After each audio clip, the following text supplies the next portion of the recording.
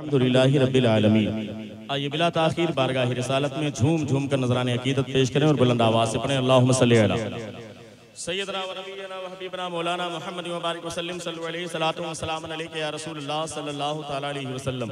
जहां पर जो लोग बैठे हुए हैं मैं अदब के साथ गुजारिश करूंगा एक लम्हे के लिए आप लोग अपनी जगह से खड़े हो जाएं। सारे लोग खड़े हो जाएं,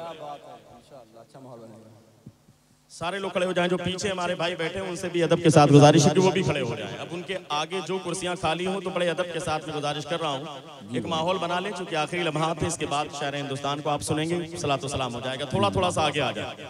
जो लोग पीछे हैं, आगे जो कुर्सियां खाली हैं, आप आगे आकर के बैठ जाएं बहुत ही अदब के साथ। अगर कुर्सी खाली ना हो तो अपनी कुर्सियां लेकर के आगे आ जाए, क्योंकि सारा लफड़ा तो आजकल कुर्सी ही का है कि नहीं। तो इसलिए जो लोग भी हैं वो तशरीफ ले आए। अल्लाह शायर हिंदुस्तान हमारे बरादर सगीर जनाब आसिफ कादरी साहब मौजूद हैं, आप भी थोड़ा आगे आ जाए। अल्लामा महमूद रियाज साहब, कायदे अहले सुन्नत जनाब हाफिज एजाज साहब किबला, अल्लामा मौलाना नूरी रजा साहब किबला, मौलाना मीर मेहताब रजा नूरी साहब किबला, सारे लोग मौजूद हैं। इधर भी हमारे उलमाए किराम मौजूद हैं। थोड़ा सा आगे आ जाएं, बस थोड़ी देर का खिताब आप सुन लें। कुछ काम की बातें मुझे भी करनी थी, बातें तो बहुत सारी थी लेकिन वक्त नहीं है, गुंजाइश नहीं है कि बहुत ज्यादा बातें की जाएं। क्योंकि हजरत ने भी अपना वक्त जो था वो मेरी तरफ ट्रांसफर किया, लेकिन मेरा भी वक्त दूसरी तरफ ट्रांसफर हो रहा है कि नहीं। हकीकत में ट्रांसफर ही हो रहा है, और हकीकत में जहाँ ट्रांसफर हो चुका है उसका अभी नंबर ही नहीं। अल्लाह सलामत रखे तमाम लोगों को। हमारे शाह जफर भाई अपने खानदानी लबो लहजे में अल्हम्दुलिल्लाह बहुत ही अच्छे अंदाज में पढ़ रहे हैं कि नहीं। बहुत ही अच्छे अंदाज में अल्हम्दुलिल्लाह उन्होंने पेश किया। थोड़ी देर जरा हाथों को फदाओं में लहराएं कि या रसूल अल्लाह, अल्लाह की सरताबा कदम शान है ये, अल्लाह की सरताबा कदम शान है ये। इंसान ही इंसान, वो इंसान है ये। और कुरान तो ईमान बताता है इन्हें, ईमान ये कहता है मेरी जान है, ईमान ये कहता है मेरी जान है, ईमान ये कहता है मेरी जान है। अल्हम्दुलिल्लाह हम सब जाने ईमान के लिए यहाँ पर आए हैं। और हज़रात गिरामी याद रखिएगा, दरूद पाक पढ़ना ये बहुत ही अफजल इबादत है, हर हाल में कबूल होने वाली चीज है। और आज सुनियावा बुजुर्ग की सरजमीन पर अगर आप आए हैं तो यकीनन यहाँ से कुछ न कुछ बुजुर्गी लेकर के वापस जाएं, इसलिए कि हज़रत रसूलुल्लाह शाह का फैजान यहाँ पर बढ़ रहा है। और कसम खुदा की जो दरूद पाक को पाबंदी के साथ अपना वजीफा बना लेता है, अल्लाह दुनिया में भी कामयाब करता है और मरने के बाद अल्लाह उसके बदन को आग से महफूज। नारे तकबीर, नारे रिसालत, रसूले मदनी कॉन्फ्रेंस। वाह वाह वाह। हज़रात गिरामी बड़ी जिम्मेदारी के साथ उलमाए किराम मेरी पुष्टबनाही कर रहे हैं। बहुत सारे उलमाए किराम मौजूद हैं, सब अपनी जगह पर आफ्ताब व महताब बन करके चमक रहे हैं। अल्लाह सबके इल्म में, अमल में, उम्र में, सेहत में, खास तौर से रोजगार में बरकतें अता फरमाए। हज़रात गिरामी मुजाहिद आज़ादी अल्लामा सैयद किफ़ायत अली काफ़ी मुरादाबादी की बात मुझे याद आती है। आज जालिम एतराज करते हैं कि हिंदुस्तान में मुसलमानों को रहने का इख्तियार नहीं। अरे जालिमों, तुम्हें पता नहीं, कसम खुदा की तारीख शाहिद है, हिंदुस्तान का इतिहास गवाह है। हिस्ट्री उठा करके देखो, कसम खुदा की हिंदुस्तान को आजाद कराने में अगर किसी कौम का सबसे ज्यादा खून शामिल है तो कोई और कौम नहीं बल्कि मुसलमानों की जमात कौम मुस्लिम है, जिसने सबसे ज्यादा।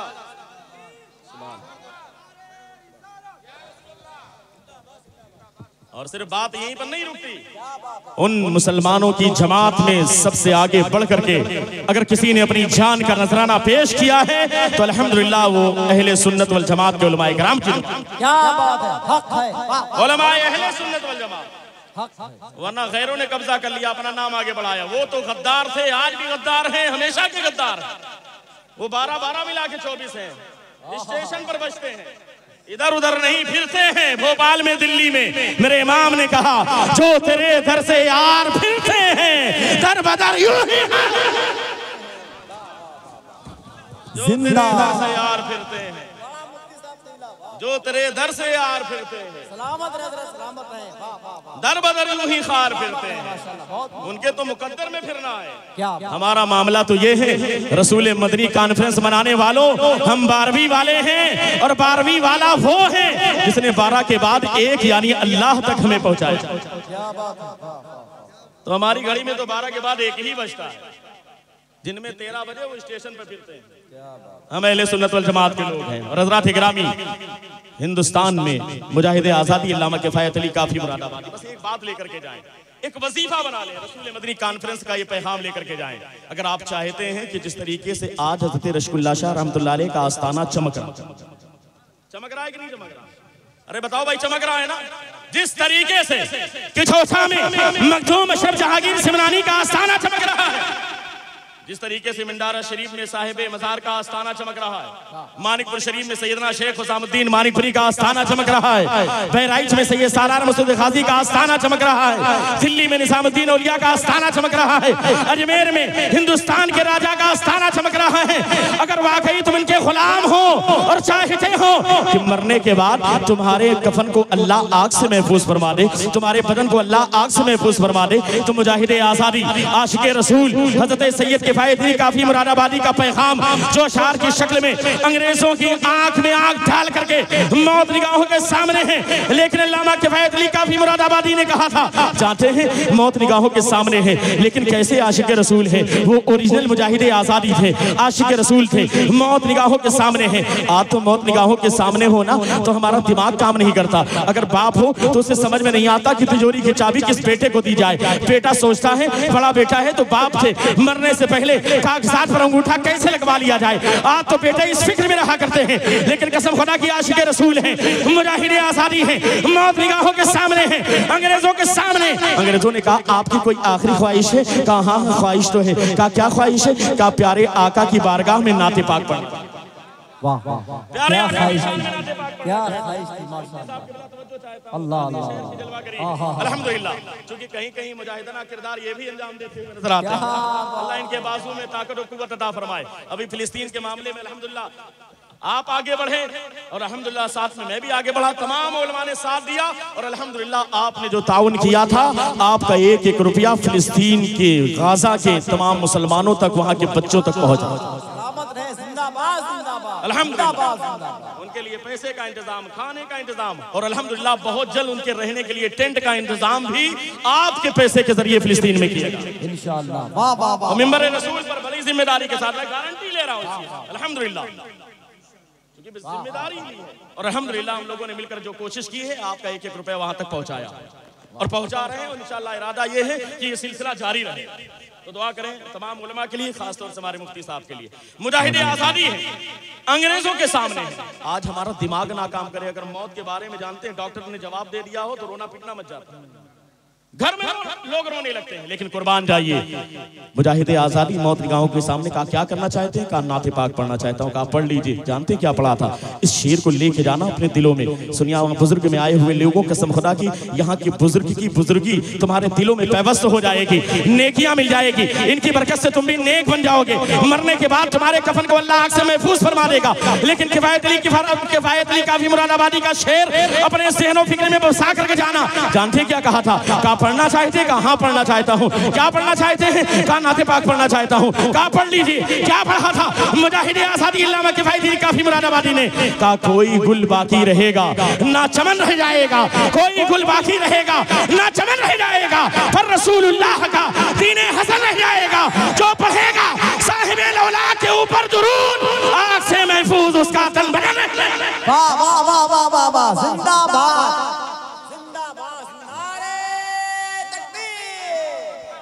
नारे रिसालत, हिंदुस्तान का सुन्नी मुसलमान मस्तके आला हजरत, नारे तकबीर। वाह वाह, मुफ्ती साहब सलामत रहे, जिंदाबाद जिंदाबाद। और हज़रात गिरामी बड़ी जिम्मेदारी के साथ, वक्त बहुत कम है, काम थोड़ा सा ज्यादा करना है, इसलिए स्पीड में हूँ। अब बात आ गई, एक चीज याद रखें, मोहम्मद की मोहब्बत दीने हक की शर्त अव्वल, इसी में हो अगर खामी तो सब कुछ नामुकम्मल हो, सीधी सी बात है। तो इसलिए मुस्तफ़ा का प्यार सीने में बसाइए और कामयाब हो जाइए, दुनिया में भी कामयाब और इंशाअल्लाह ताला आखिरत में भी कामयाब। जिसके दिल में अकीदत है वो कामयाब है, और जिसके दिल में अकीदत नहीं है, मोहब्बत नहीं है, वो कामयाब होकर के भी नाकामयाब। हज़रात किराम, बात याद आ गई कलंदर लाहौरी की, डॉक्टर इकबाल की इंतकाल हो गया। लोगों ने ख्वाब में देखा, कहा डॉक्टर साहब जरा बताइए तो सही, अल्लाह ने आपके साथ सलूक क्या किया? तवज्जो है, सुन रहे हैं आप? जरा हाथों को उठा के दे या रसूल अल्लाह। पूरा मजमा 12वीं शरीफ का आलम बनाए, अपने इश्क का सबूत दें और हाथों को लहरा करके या रसूल अल्लाह। डॉक्टर इकबाल इंतकाल के बाद लोगों ने ख्वाब में देखा, कहा डॉक्टर साहब जरा बताइए तो सही कि अल्लाह ने आपके साथ सलूक क्या किया, मरने के बाद आपके साथ क्या सलूक किया। जानते हैं क्या जवाब दिया? आज शुरा इस्लाम मौजूद हैं, आप देखें, ये लोग पढ़ा करें तो इनसे भी गुजारिश है कि बस इसी नियत के साथ पढ़ा करें कि शेर कबूल हो जाए तो कसम खुदा की दुनिया भी कामयाब है, आखिरत भी कामयाब। डॉक्टर इकबाल ने कहा कि यूं तो मैं गुनहगार था, सियाकार था, बदकार था, बड़ी नातें लिखी थी, मनकबतें लिखी थी इमरान भाई, लेकिन एक शेर अल्लाह की बारगाह में कबूल हुआ, उसके सदके में अल्लाह ने मेरे गुनाहों को माफ फरमा, अल्लाह ने मेरे गुनाहों को माफ फरमा दिया। लोगों ने कहा जरा बताइए तो सही वो शेर कौन सा है। जानते हैं डॉक्टर इकबाल से लोगों ने जब सवाल किया तो जवाब क्या दिया? कहा नाते तो बहुत लिखी थी, मनकबतें तो बहुत सारी थी, आज पूरी कुल्लियात इकबाल इतनी मोटी किताब है जो लाइब्रेरी के अंदर जीनत के तौर पर रखी जाती है, लेकिन एक वो शेर जिसकी बुनियाद पर अल्लाह ने उनके बिगड़े हुए नसीबे को सवार दिया, जिसकी बुनियाद पर अल्लाह ने उनकी बिगड़ी हुई तकदीर को सवार दिया, जिसकी बुनियाद पर अल्लाह ने उनके गुनाहों को माफ फरमा दिया, आखिर वो शेर कौन सा था?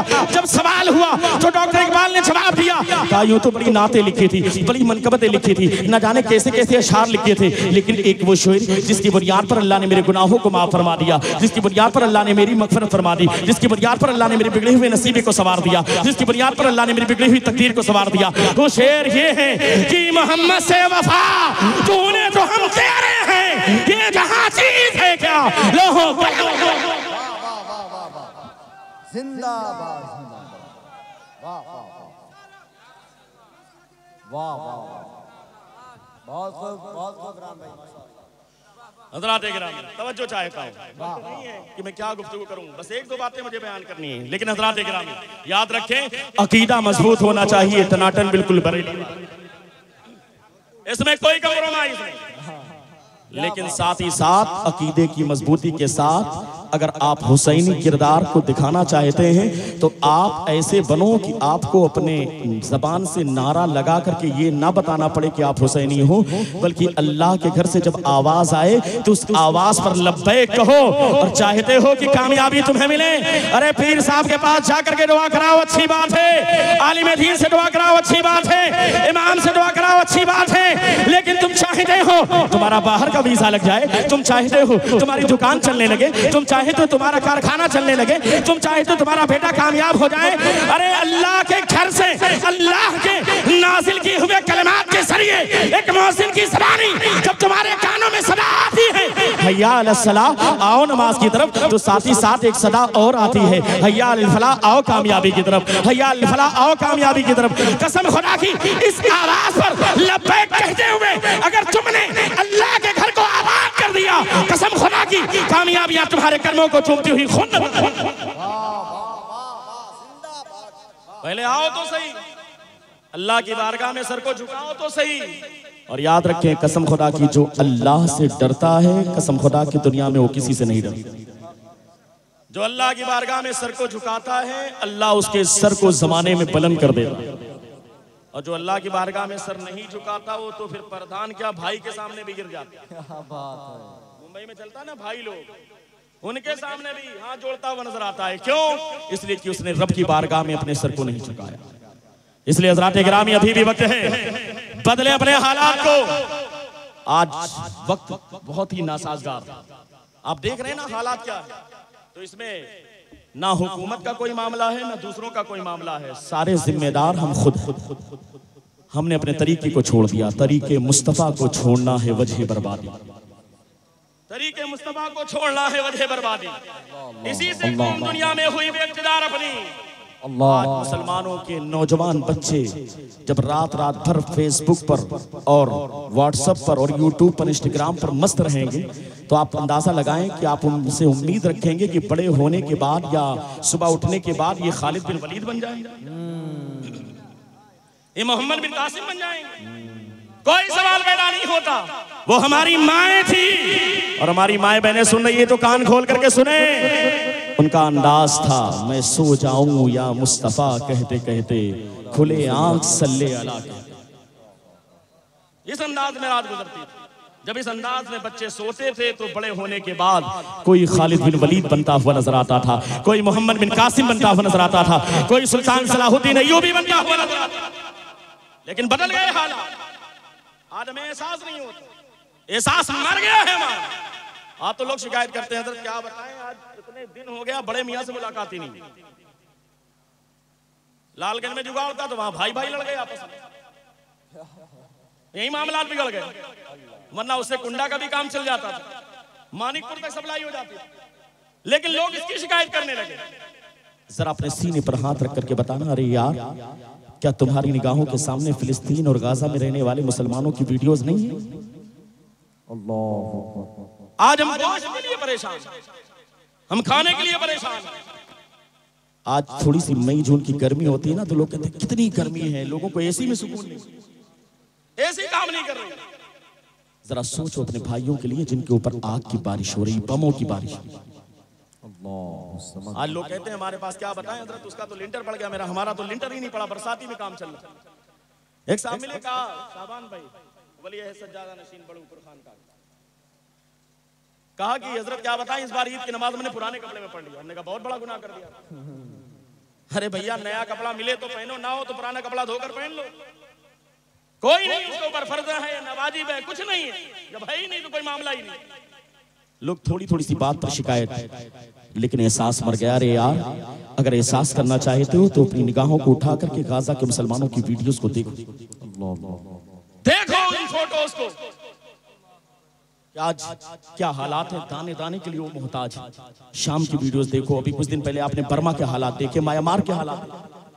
आज न जाने कितने लाख मुसलमान बगैर छत के, बगैर टेंट के, खुले आसमान के नीचे जिंदगी गुजारने पर मजबूर।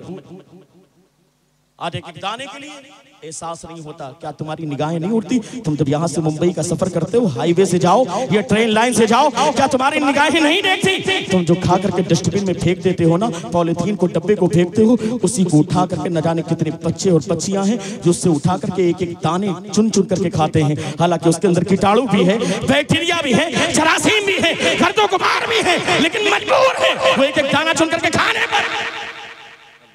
लेकिन मर गया है एहसास हमारा, सिर्फ कहने के लिए मुसलमान नहीं है ना, किसी का बेटा अल्लाह है ना, वो भी तो इंसान है ना, वो भी तो बेटा है ना किसी का।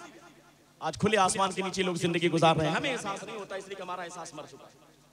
आज तो दूसरे की बिल्डिंग बन जाए ना, दूसरे लोग देख करके शिकायत करते हैं। क्योंकि सबसे बड़ी बात मैं कह दूं, आज के दौर में सबसे ज्यादा मुसलमान परेशान हाल है तो अपने दुख से नहीं, दूसरों के सुख से परेशान। क्या बात, हमारी बरादरी में भी ये हसद आ गया, ज्यादा कामयाब तो स्टेज पे हसद होने लगे। अल्लाह सलामत रखे। दूसरे का लिंटर पड़ रहा है, क्या हुआ भाई? अरे ऐसा लगता है चौराहे पर बैठकर चाय की दुकान पर इसका दूसरा लिंटर पड़ रहा, लगता है कोई 2 नंबर का सिस्टम है। ऐसा लगता है कि कब्र में जाने के बाद जब नकीरें आएंगे तो पहला सवाल ये होगा कि तुम्हारे मोहल्ले में जो सामने घर बन रहा था उसका तो दूसरा लिंटर पड़ रहा था, दूसरे के लिंटर का पैसा कहां से आया? ऐसा लगता है नकीरें यही पूछेंगे, मन रब्बुका मा दीनुका मा कुंता तकुलु फी हक़्क़ि हाज़ा रजुल सवाल होगा।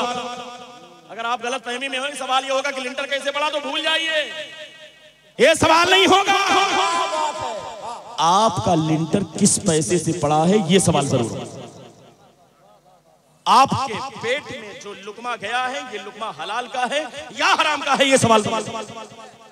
और याद रखें, फिर जब आपका बेटा बिगड़ जाए तो आप जाइए सही साहब के पास, हुजूर कोई ताबीज बना दीजिए, लड़कवा हमारे कंट्रोल में है ये नहीं। निकल गया यार, क्यों निकल गया? इसलिए कि हराम तुमने खाया है, वही नुतफा बना बीवी के पेट में हमल की सूरत में, वही करार पाया, उसी से औलाद हुई। उसकी रगों में जो खून दौड़ रहा है वो हराम का दौड़ रहा है। जो हराम का खून दौड़ेगा तो बेटा तुम्हारा हलाली नहीं हो सकता। उससे वफादारी की उम्मीद रखना ये बेवकूफी है तुम्हारी। अल्लाह के रसूल सल्लल्लाहु तआला अलैहि वसल्लम ने हदीस पाक में इरशाद फरमाया, इदा वक़अत लुक़मतुम मिनल हराम फी बतनी इब्न आदम लानहुल्लाह वल मलाइका वन नास अजमईन। एक लुक़मा हराम का बंदे के पेट में चला गया तो उस पर अल्लाह की लानत है, उस पर फरिश्तों की लानत है, कायनात में तमाम लोगों की उस पर लानत है। और सिर्फ यही पर बस नहीं है, हो सकता है उसने खाया है तो अभी आपने रिवायतों में सुना होगा, तकरीरों में सुना होगा कि जो हराम खाता है उसकी 40 दिन तक इबादतें कबूल नहीं होती, दुआएं कबूल नहीं होती। और मेडिकल साइंस के हवाले से आप पता कर लेना, किसी डॉक्टर से अगर कोई बंदा एक दाना खाए तो बॉडी के अंदर उसका असर 40 डेज तक रहता है, इसीलिए दुआएं कबूल नहीं। हराम अंदर है तो दुआएं कबूल कैसे हो? तो हज़रात गिरामी बड़ी जिम्मेदारी के साथ, अगर आपने भी खाया, हमने भी खाया और हमारा इंतकाल हो गया, हो सकता है कल इंतकाल हो जाए, परसों इंतकाल हो जाए, 2-4 दिन में इंतकाल हो जाए, होगा क्या? इज़ा वक़अत लुक़मतुम मिनल हराम फी बतनी इब्न आदम लानहुल्लाह वल मलाइका वन नास अजमईन। एक लुक़मा हराम का बंदे के पेट में गया, उस पर अल्लाह की लानत, फरिश्तों की लानत, दुनिया में तमाम इंसानों की लानत। वही माता अला तिलकल हाला फमावाहु जहन्नम, अगर उसी हालत पर बंदे का इंतकाल हो गया तो उसका ठिकाना जहन्नम है, जहन्नम। अल्लाह हम सबको हराम से बचने की तौफीक अता फरमाए। अंदाजा लगाइए आप, उसके बाद आप सोचे कि आपका बेटा क्या बन जाए, खालिद बिन वलीद बन जाए, मोहम्मद बिन कासिम बन जाए। ये गलत सपना देखना बंद करें, हकीकत की दुनिया में आए, अकीदे को मजबूत करें और अपने सजदों से मस्जिद को आबाद करें। इतनी शानदार मस्जिद है, सजी हुई है, सुभान अल्लाह, लेकिन नमाजी कितने? गिन लीजिए उंगली पर, मालूम पड़ा हो सकता है 10 उंगली हो तो किसी टाइम 10 लोग भी ना हो। शर्म आनी चाहिए। क्यों भाई? याद रखिएगा, अकीदा सही होगा, ईमान वाला होगा, लेकिन इसके बावजूद अगर अदल से अल्लाह ने काम लिया तो याद रखिएगा बंदा जहन्नम में चला जाएगा। क्यों? नमाज ना पढ़ने की बुनियाद पर। जब जन्नती जन्नत में चले जाएंगे, जहन्नमियों को जहन्नम में डाल दिया जाएगा, जन्नती जहन्नमियों से सवाल करेंगे, आखिर मामला क्या है? दुनिया में तो साथ में रहा करते थे, खाना तो साथ में खाया करते थे, कभी कभी घूमने तो साथ में जाया करते थे, लेकिन आखिर मामला क्या है? आज हम लोग जन्नत में आराम कर रहे हैं, तुम लोग जहन्नम में जलाए जा रहे हो, आखिर वजह क्या है? कुरान पाक 29वां पारा, जन्नती जहन्नमियों से सवाल करेंगे, मा सलककुम फी सकर, कौन सी वो चीज है जो तुमको जहन्नम में लेकर गई? तो जहन्नमी पलट कर जवाब देंगे, कालू लम नकू मिनल मुसल्लीन, हमारा मामला ये था कि हम दुनिया में नमाज नहीं पढ़ते थे। अल्लाह, नमाज ना पढ़ने की बुनियाद पर बंदा जहन्नम में जाएगा। ना पढ़ना तो बड़ी बात है, नमाज में सुस्ती करने का मामला ये है कि अल्लाह ने बाकायदा आयत करीमा नाज़िल फरमाई सूरत माऊन में, फवैलुल लिल मुसल्लीन अल्लज़ीना हुम अन सलातिहिम साहून, वैल है उन नमाजियों के लिए जो अपनी नमाजों में सुस्ती करते हैं। होता है ना कि अभी नहीं, अरे यार थोड़ी देर बाद पढ़ लेंगे, थोड़ी देर बाद पढ़ लेंगे, करते करते वक्त गुजार दिया। वैल सय्यदुल मुफस्सिरीन, रासुल मुफस्सिरीन हज़रत अब्दुल्लाह इब्न अब्बास फरमाते हैं, वैल जहन्नम की ऐसी खतरनाक वादी है जिससे जहन्नम भी रोजाना 100 मरतबा पनाह मांगता। अल्लाह, ऐसी वादी में डाला जाएगा उस शख्स को जो नमाज में सुस्ती करता। हमने तो नमाज कोई मामला नहीं किया, नमाज पढ़ना या इमाम साहब का काम है, मुअज्जिन का काम है। नमाज पढ़ो इससे पहले कि तुम्हारी नमाज पढ़ी जाए, नमाज पढ़िए इससे पहले कि इमाम तुम्हारी नमाज़े जनाजा पढ़ा दे। और याद रखिएगा, नश्तर जो लगाता है वो दुश्मन नहीं होता, ये हमारी जिम्मेदारी है कि जो हमें तालीमात हमारे असाज़ा के जरिए हम तक पहुंची है, उन तालीमात को हमें आप तक पहुंचाना हमारी जिम्मेदारी है। बस आखिरी एक रिवायत सुने, गुफ्तगू को मुकम्मल कर दूं बड़ी जिम्मेदारी के साथ। आप कहें तो सुना दें या तो रहने दें, जरा हाथ उठा के बताइए, सुनेंगे? हज़रात गिरामी, जो लोग अपने बच्चों को दीन नहीं सिखाते, इस्लाम से करीब नहीं करते, और फिर उसके बाद पहुंच जाएंगे हजरत के पास, पहुंच जाएंगे, अच्छा चलो हजरत के पास जाओ, सुभान अल्लाह, सादात है, इनकी दुआ हो जाएगी, कामयाबी मिल जाएगी। दुआ करा लीजिए, आप शाबान भाई से दुआ करा लीजिए, पीर साहब, अल्लामा नूरी साहब से कराइए, इनके मदरसे में पढ़ने वाले तलबा इकराम से करा लीजिए, मदरसे में चले जाइए, मौलाना शाबान साहब के बिला मौजूद है, हमारे तमाम तर अहबाब हैं। हमें किसी हाजी से दुआ कराइए, नमाजी से दुआ कराइए, मदरसे में पढ़ने वाले बच्चों से दुआ कराइए, अगर वो नाबालिग हैं तो उनकी दुआ वलियों की दुआ की तरह होती है। क्या बात है? उनकी दुआएं वली की दुआ की तरह होती है, दुआ कबूल हो जाती है, मैं इनकार नहीं करता। लेकिन हज़रात गिरामी, पहले आप सोचें, अंदाजा लगाएं आखिर ये नौबत आई क्यों? इसलिए कि अगर आपने अपने बच्चों को दीन से करीब किया होता ना, इस्लाम से करीब किया होता, इस्लामी तालीमात से करीब किया होता, तो कसम खुदा की बेटा अल्लाह उसके रसूल का भी वफादार होता और आपका भी फरमाबरदार। लेकिन हमने क्या किया? मुंबई चले गए, कारखाना डाल दिया, हो सकता है मस्जिद में सस्ता मिल जाए, कारखाना बना लिया, और कारखाना बनाने के बाद पैसा कमाया, वापस आ गए लाल गोपालगंज की सरजमीन पर। घर बनाया कितना बहुत बड़ा, ड्राइंग रूम 20 बाई 20 का, बेडरूम 10 बाई 15 का या 15 बाई 20 का, बाथरूम बनाया 8 बाई 8 का, किचन बनाया 10 बाई 10 का। लेकिन वारे मुसलमान तुझे तौफीक नहीं होती, तुम अपने आप को मुसलमान कहते हो। तुम्हारा घर बन गया 10 बाई 10 का, तुम्हारा बाथरूम भी बन सकता है, किचन बन सकता है, बेडरूम बड़ा बन सकता है, ड्राइंग रूम बन सकता है, क्यारी बन सकती है, बालकनी बन सकती है, लेकिन तुझे तौफीक नहीं होती। इतना बड़ा घर बनाने के बाद कम से कम अपने घर में 10 बाई 10 का एक कमरा बना लेता, जिस पर लिख देता ये नमाज हाल है। उसके अंदर जाकर के कुछ इस्लामी किताबें रख देता, उसके अंदर जाकर के हजरत फातिमा ज़हरा की सीरत को रख देता, उसके अंदर जाकर के सहाबा की सीरत को रख देता और अपने बच्चों से कहता, ए बेटा जब वक्त मिले इस कमरे में चले जाना, जाकर के नमाज पढ़ना, जाकर के किताबें पढ़ लेना। कसम खुदा की अगर तुम्हारा ये अंदाज होता, तेरा बेटा अल्लाह उसके रसूल का वफादार भी होता, वो अपने माँ बाप का फरमाबरदार। नारे तकबीर, नारे रिसालत, पैगाम इस्लाम, मज़हब इस्लाम, नारे तकबीर। लेकिन मर गया एहसास, इसकी कहाँ फिक्र है हमको? बंगला बन जाएगा भाई, लेकिन ये नमाज के लिए क्यों, सीरत के लिए क्यों? जब हमारा बेटा सीरत पढ़ेगा नहीं, साहबा की सीरत नहीं पढ़ेगा, सरकार की जिंदगी को सीखेगा नहीं, हमारी बहनें, हमारी माएँ, हमारी औरतें, हमारी बच्चियां फातिमा ज़हरा की कनीज बनेंगी नहीं, उनकी सीरत को पढ़ेगी नहीं, तो आप अखबार में न्यूज देखेंगे कि हमारी बेटी फला के साथ निकल गई। क्यों नौबत आ गई? इसलिए कि दीन से दूरी है। वरना कसम खुदा की अगर हमने अपनी बच्चियों को हज़रत फातिमा ज़हरा की सीरत को सिखा दिया, कसम खुदा की चैलेंज है मिंबर रसूल पर, अगर किसी ने अपनी बच्ची को सहाबाए किराम सहाबियात की सीरत को सिखा दिया, कसम खुदा की वो अपनी जान देना तो गवारा करेगी, लेकिन कभी अपने ईमान का सौदा नहीं करेगी, नहीं करेगी सौदा अपने ईमान। दीन उसके पैरों की जंजीर बनता हुआ नजर आएगा, क्या बात, इस्लाम उसके पैरों की जंजीर बनता हुआ नजर आएगा। लेकिन मर गया एहसास हमारा, सिर्फ कहने के लिए बाप है, और मर गया एहसास, मरा ना हो तो क्या बाप बैठ करके बाकायदा अपनी नौजवान बेटी के सामने बाकायदा बड़ी सी स्क्रीन पर 5 हुरिया तस्वीरें देखे?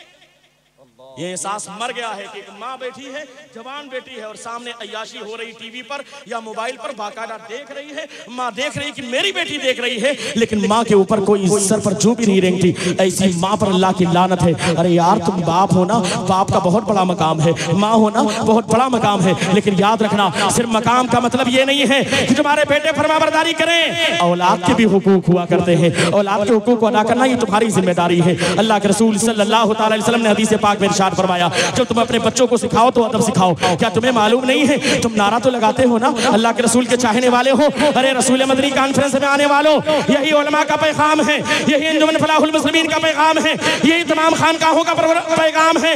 अल्लाह के रसूल सल्लल्लाहु अलैहि वसल्लम ने इरशाद फरमाया, तुम्हारे बेटे और बेटी 7 साल के हो जाए ना तो उन्हें नमाज की तलकीन किया करो, तुम्हारे बेटे और बेटी 10 साल के हो जाए ना तो उन्हें मार करके नमाज पढ़ाया करो, तुम्हारे बेटे और बेटी बालिग और बालिगा हो जाए ना तो उनसे कहो कि तुम नमाज तुम्हारे ऊपर फर्ज है, किसी सूरत में माफ नहीं है। ये बताना एक बाप की जिम्मेदारी है, ये बताना एक माँ की जिम्मेदारी है, लेकिन माँ ने अपनी जिम्मेदारी को बालाए ताक रख दिया है, बाप ने अपनी जिम्मेदारी को ऊपर रख दिया है, सिर्फ पैसा देना ही सोचता है कि बाप हमारी जिम्मेदारी है। अरे यार तुम अपने बच्चों को इंग्लिश मीडियम स्कूल में पढ़ाते हो, तुम अपने बच्चों को बाकायदा फौजी मॉन्टेसरी स्कूल में पढ़ाते हो, तुम कॉन्वेंट स्कूल में पढ़ाते हो, मैं मुखालिफ नहीं हूँ, बल्कि इस्लाम भी मुखालिफ नहीं है। इस्लाम तो ये कहता है कि हर उस तालीम को हासिल करना जायज है जिस तालीम से पहले अल्लाह का नाम लेना जायज है। अगर अल्लाह का नाम लेना जायज है तो वो एजुकेशन हासिल करना भी जायज है। तुम बनाओ अपने बच्चों को डॉक्टर, तुम बनाओ अपने बच्चों को इंजीनियर, तुम बनाओ अपने बच्चों को प्रोफेसर, लेकिन हाँ एक पैगाम है, पहले अपने बच्चों को कुरान पढ़ाओ, बुनियादी इस्लामी तालीमात सिखाओ, सबसे पहले अपने बच्चों को मुसलमान बना दो, एक पक्का और सच्चा मुसलमान बनाओ, ताकि वो डॉक्टर की कुर्सी पर बैठे तो उसे एहसास हो कि मुसलमान है, वो इंजीनियर की कुर्सी पर बैठे तो उसे एहसास हो कि मुसलमान है, वो लॉयर की कुर्सी पर बैठे तो उसे एहसास हो कि मुसलमान है। वरना देखा नहीं है, अभी 4 दिन पहले मेदांता हॉस्पिटल की खबर छपी थी, वहां पर एक आदमी गया इलाज कराने के लिए, बताया गया कि 8 लाख रुपए लगेंगे ऑपरेशन करने में, वो वहां से निकाल करके दूसरे हॉस्पिटल में लेके गया, डॉक्टर ने 125 रुपए में उसका इलाज कर दिया। क्या इलाहाबाद के डॉक्टर के बारे में तुम्हें पता नहीं है? अरे यार बाकायदा वेंटिलेटर पर रख दी जाती है जिंदगी किसी की, जब वो मौत आती है, मौत आने के बाद डेड बॉडी की सूरत में लाश से भी बाकायदा पैसे कमाए जाते हैं। अरे यार वो डॉक्टर तो बन गया, बड़ा बड़ा डॉक्टर बना, MBBS बना, MD बना, लेकिन इतना पढ़ लिया, इतना पढ़ लिया तो इंसानियत भी मर गई है। और ऐसी मरी कि वो डेड बॉडी से पैसा कमाने लगा, वो लाश से पैसा कमाने लगा, इसलिए कि बाकायदा आईसीयू में रखने के बाद मशीन पर रख दिया, उसकी लगता है सांसें चल रही है। हकीकत ये है कि उसका इंतकाल पहले हो चुका है। अरे यार ये डॉक्टर तो बन गया, ये दुनियावी तालीम उसे कहाँ लेकर के चली गई, ये तो इंसानियत भी मर गई। ये काम तो एक जानवर भी नहीं सोच सकता, लेकिन एक इंसान कर रहा है। वजह क्या है? वो दीन से दूर है। लेकिन जिस दिन तुम्हारा बेटा डॉक्टर के साथ साथ कुरान को पढ़ करके दीनदार होगा, कसम खुदा कि उसके अंदर खिदमत खल्क का जज्बा होगा, उसके साथ मुसलमानों की भलाई का जज्बा होगा। अगर वो लायर होगा ना, लॉ सीख करके LLB करने के बाद वकील बनेगा ना, तो उसकी फिक्र यही होगी कि हमारा कोई भाई गलत तरीके से जेल में चला गया है ना, तो उसको छुड़ाना मेरा काम है, ये जिम्मेदारी उसकी होगी। जो बाहर जालिम टहला है ना, उसको सलाखों के पीछे पहचाना ही मेरा काम है। वरना तो लायर तो बहुत मिलते हैं, लेकिन जालिम को मजलूम बनाना, मजलूम को जालिम बनाना, ये उनका काम बन चुका है, ये उनका पेशा बन चुका है। वजह यह है कि उनके पास दीन नहीं है। इसलिए हज़रात गिरामी अपने बच्चों को दीन सिखाओ। बस आखिरी पैगाम को, एक छोटी सी रिवायत को अपने सीने में लेकर के जाना। जो लोग अपने बच्चों को दीन नहीं सिखाते, इस्लामी तालीमात से करीब नहीं करते, कुरान की तालीमात से करीब नहीं करते, अल्लाह उसके रसूल के घर से करीब नहीं करते, बस दो लफ्जों में बड़ी तेजी के साथ ये जुमले लेकर के जाना। ऐसे बाप के ऊपर लानत है, ऐसी माँ के ऊपर लानत है जिसका बेटा उसके सामने अय्याशी करे, जिसकी बेटियां रात में व्हाट्सएप पर बाकायदा 12 के बाद चैटिंग करती हुई नजर आए, वो छत पर निकल जाए और ये कहकर कि मैं अपने फ्रेंड से बात कर रही हूँ, न जाने कहां पर वो बात करे। लेकिन हज़रात गिरामी ऐसे नौजवान भी कान खोल करके सुन ले, मरने के बाद याद रखना वो तुम्हारा दोस्त जिसके एयरफोन एक कान में लगाने के बाद दूसरा एयरफोन तू अपने कान में लगाते थे और सोचते थे कि तुम्हारा जिगरी दोस्त है, आज मरने के बाद कब्रिस्तान में एक लम्हा वो रुकने के लिए तैयार नहीं है। आज तुम्हारे रिश्तेदार कब्रिस्तान में रुकने के लिए तैयार नहीं है। मेरे इमाम ने बहुत पहले कहा था, हाय गाफिल वो क्या जगह है जहां, हाय गाफिल वो क्या जगह है जहां 5 जाते हैं 4 फिरते हैं, वहां तो कोई पूछने वाला नहीं है। मनो मिट्टी नीचे दफनाने के बाद लोग वापस चले आएंगे। आज तो अकेला घर है, अकेली जान है, दम घुटता दिल उठता था, खुदा को याद कर प्यारे वो साथ आने वाली है। कुल्लु नफ्सिन ज़ाइक़तुल मौत, हर नफ्स को मौत का मजा चखना है। वइज़ा जाअहुम ला यस्तग़फिरूना साअतन वला यस्तक़दिमून, जब मौत का वक्त आता है ना तो उसमें एक सेकंड भी तब्दीली नहीं होती। याद रखना इंसान को मरना है, ये अमरे मुहकम है, ये अटल फैसला है। और याद रखो जब मरने के बाद कब्र की मंजिल पर जाओगे ना, मौलाए कायनात कब्रिस्तान से करीब से गुजरते ना, इतने ऊंचे मकाम पर फायज होने के बावजूद खुदा का खौफ कितना सीने के अंदर मौजूद है। मौलाए कायनात मौला अली शेर खुदा फातह है, खैबर दामादे पैगंबर है, लेकिन कब्रिस्तान के करीब से गुजरते तो रो नहीं लगते, दाढ़ी मुबारक तर हो जाती। लोग सवाल करते आप तो खलीफतुल मुस्लिमीन है, आप तो अमीरुल मोमिनीन है, मामला क्या है? आप कब्रिस्तान के करीब से गुजरते हैं रोने लगते हैं, आखिर मामला क्या है? जानते हैं क्या फरमाया था मौलाए कायनात मौला अली शेर खुदा? इरशाद फरमाते हैं, ये कब्र हश्र की पहली मंजिल है, जो यहाँ पर बच गया वो आगे भी बचता चला जाएगा, जो यहाँ पर फंस गया वो आगे भी फंसता चला जाएगा। हज़रात गिरामी इतने ऊंचे मकाम पर फायज होने के बावजूद खुदा का खौफ अपने सीने में रखने वाली वो साथ थी। आज हमारे आमाल कैसे हैं, हमारे मामलात कैसे हैं, आज हमारी नेकियां क्या हैं, लेकिन इसके बावजूद हमें एहसास नहीं होता। अरे यार कब्र में जाने के बाद बड़ा अजीब व गरीब मामला है। मनो मिट्टी नीचे दफनाने के बाद कोई दोस्त है न यार है न कोई मददगार है, बल्कि वहां तो कहने वाला बस यही कहता है, खड़े हैं मुनकर नकीर सर पर, न कोई हामी न कोई यावर, बता दो आकर मेरे पैगंबर कि सख्त मुश्किल जवाब में है। वहां तो सिर्फ सरकार ही की एक आस है, एक आरज़ू है, उम्मीद है तो सरकार की सांस है। लेकिन जब सरकार के तरीके पर तुम चले होगे, माताकुम रसूल फखुज़ू पर अमल किया होगा, जो कुछ रसूल तुम्हें दे उससे ले लो, जिस चीज से मना करते उससे रुक जाओ। यह आयत करीमा है, अल्लाह का फरमान है। जब तुमने सरकार के फरमान पर अमल किया होगा, सरकार आने के बाद अगर मुस्कुरा देंगे, कसम खुदा की बेड़ा पार होता हुआ नजर आएगा। लेकिन कहीं आने के बाद कब्र में सरकार ने चेहरे को फेर लिया तो कसम खुदा के मामला बिगड़ते हुए नजर आएंगे। और ये तो कब्र का मामला है, कब्र के बाद फिर हश्र का मामला अजीब गरीब कैफियत होगी। सूरज सवाने ज़ेबर ज़मीन तांबे की है, कोई पसीने में डुबकियां लगा रहा होगा, किसी का पसीना टकने तक, किसी का पसीना घुटने तक, कोई अपने पसीनों में डुबकियां लगाएगा। मैंने रिवायतों में पढ़ा कि पसीने का आलम यह है कि अगर एक बूंद भी जमीन पर डाल दिया जाए ना तो उहद जैसा पहाड़ भी बाकायदा रेजा रेजा हो जाए, गल जाए। और जानते हैं अगर उसकी बदबू को देखा जाए तो बदबू का आलम यह है कि इंसान की तो छोड़िए जानवरों के दिमाग के रगे फट जाए और जानवर भी मरते हुए नजर आए, उस पसीने का आलम है। लेकिन हज़रात गिरामी हमारे लिए तो हश्र कोई चीज नहीं है, हम तो उसको बिल्कुल कशे पुष्ट डाल चुके हैं, हम तो एहसास ही नहीं करते, हमारा एहसास मरता चला जा रहा है। हम दुनियावी रंग में, मगरबी कल्चर में, मगरबी तमद्दुन में इस तरीके से मस्त हो गए हैं कि हमें एहसास नहीं होता कि मुसलमान है। अरे यार, अगर हम मुसलमान हैं तो हमें अपने किरदार के जरिए बताना पड़ेगा, हमें कहना ना पड़े। हम जिस रास्ते से गुजरे जमाना देख कर कहे देखो मुसलमान जा रहा है, हम जिस रास्ते से जाएं जमाना कहे देखो मुसलमान जा रहा है। इसलिए हज़रात गिरामी, हश्र का मामला बड़ा अजीब गरीब है और ये छोटी सी रिवायत सुने अपने सीने में लेकर के जाए। खास तौर से मेरे मुखातब माँ और बाप हैं, और वो बाप जो अपने बच्चों को दीन से करीब नहीं करते, उलमा से करीब नहीं करते, मस्जिद और मदरसे से करीब नहीं करते, बुजुर्गान दीन से करीब नहीं करते, सादात से करीब नहीं करते, कान खोल करके सुने। ऐसे बाप और माँ के ऊपर लानत होती है जो अपने बच्चों को दीन नहीं सिखाते, जो अपने बच्चों को इस्लाम से करीब नहीं करते। सुनो सुनो, मैदान मैशर है, नफसी नफसी का आलम है, कोई किसी का पुरसाने हाल नहीं है। ऐसे अजीब गरीब कैफियत में, ऐसे अजीब गरीब माहौल में, यौमा यफिरुल मरउ मिन अखी व उम्मिही व अबी व साहिबती व बनी लिकुल्लि इम्रिइन मिनहुम यौमइदिन शान युगनी, जिस दिन हर इंसान की लाहिदा शान होगी, कोई किसी को पहचानेगा नहीं। ऐसे अजीब गरीब माहौल में अगर तुमने अपने बच्चों को दीन से करीब ना किया ना, तो सुनो, एक नौजवान होगा, बस ये छोटी सी रिवायत आपके सीने तक पहुंच जाए, आप इसे लेकर के चले जाना। मेरे भाइयों, हो सके तो इस पर अमल कर लेना, मेरा आना कामयाब हो जाएगा, ये जलसे का मकसद हल होता हुआ नजर आएगा। हज़रात गिरामी, आप अपने बच्चों को दीन सिखाइए, दुनियावी तालीम में भी आगे बढ़ाइए। अच्छे डॉक्टर इंजीनियर की भी हमें जरूरत है, लेकिन पहले बुनियादी तौर पर कुरान पढ़ा करके और अकीदा अहले सुन्नत वल जमात सिखा करके उनको पक्का और सच्चा मुसलमान बना दीजिए, ताकि वो किसी भी कुर्सी पर बैठे लेकिन सरकार का वफादार हो, सरकार के फरमान पर अमल करने वाला हो। सुनो, ऐसे बाप और माँ मेरे मुखातब हैं जो बाकायदा अपने बच्चों को दीन से करीब नहीं करते, उनके बच्चे अय्याशी करें, फजर की नमाज उनके बिस्तर पर हो जाए, जोहर बाकायदा चौराहे पर हो जाए, असर मगरिब बाकायदा उनकी बाजार में गुजर जाए, मगरिब के बाद इशा का वक्त उनका पुल पर रास्ते में बैठ करके गुजर जाए, लेकिन बाप के सर पर जूं न रहेंगे कि ये मेरा बेटा है। अरे यार, तुम चाहते हो तुम्हारा बेटा पढ़े ना, तुम्हारा बेटा अगर स्कूल नहीं जाएगा तो कामयाब नहीं होगा, ये तुम्हारी जबान पर एक रट होती है, बेटा तू स्कूल जाया कर वरना तेरा फ्यूचर खराब हो जाएगा।